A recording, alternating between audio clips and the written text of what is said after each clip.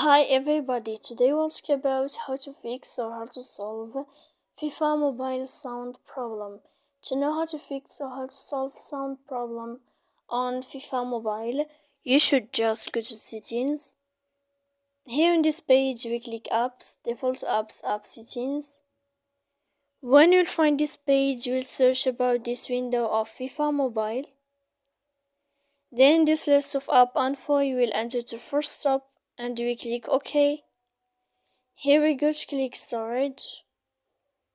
After that we click clear cache, and in the end you can go to Play Store. You will search about FIFA mobile and you can update here to update your application as you see.